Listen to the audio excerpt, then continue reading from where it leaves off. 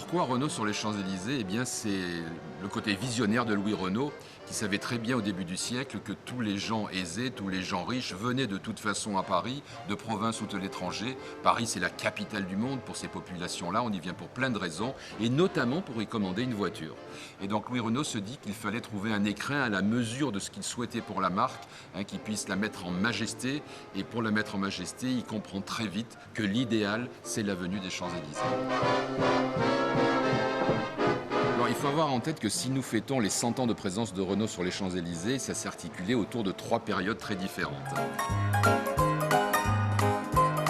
Première époque, qu'est-ce qu'on faisait sur ce site? Eh bien, c'était un magasin de présentation et de vente. Ça commence à être également un lieu de communication, où Louis Renault va par exemple tenir une conférence de presse qui a daté dans les mémoires. Il y aura aussi des petites expositions de tableaux et de matériel, mais fondamentalement, c'est un lieu de présentation de la gamme commerciale et de vente aux clientèles aisées, puisqu'à l'époque, Renault ne fabrique que des véhicules de luxe.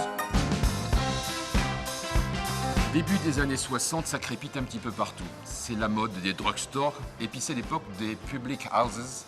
En abrégé, c'est devenu pub. Et bien Renault va imaginer son nouveau site, seconde période sur les Champs-Élysées, autour de ce concept-là.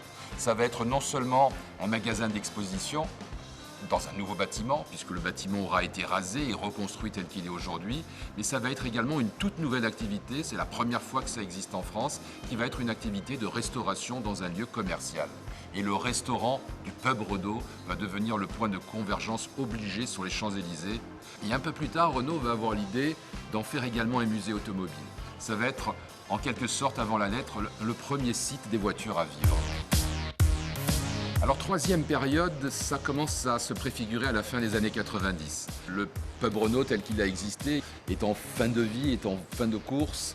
Et donc, Renault décide à cette époque de mettre en scène ni plus ni moins que ce qui sera la nouvelle identité de la marque Renault, la nouvelle signature de marque Renault, et qui est créateur d'automobiles. Et puis il y a également toutes sortes de services. On peut toujours y acheter un véhicule, bien évidemment. Il y a un vendeur, il y a une zone de découverte des produits, mais il y a aussi une boutique de produits dérivés. Il y a un coin lounge où on peut lire la presse française et internationale.